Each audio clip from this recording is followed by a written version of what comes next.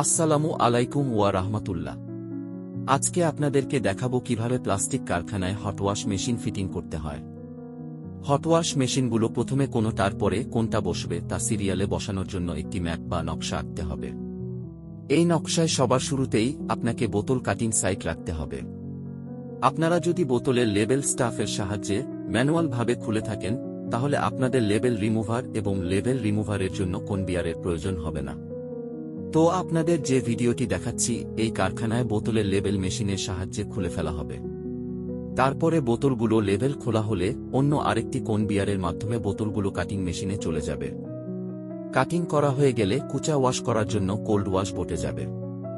Washing board থেকে সরাসরি শুকানোর জন্য হাইড্রো মেশিনে চলে যাবে। শুকানো হলে পরবর্তীতে এই কুচাগুলো একটি স্ক্রু কনভিয়ারের মাধ্যমে হট ওয়াশ ড্রামে চলে যাবে।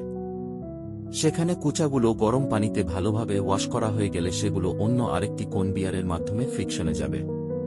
ফ্রিকশনের মধ্যে কেমিক্যালযুক্ত পানিতে কুচাগুলো ওয়াশ করে সেগুলো ওয়াশ করার জন্য সরাসরি ওয়াশিং বোটে গিয়ে পড়বে।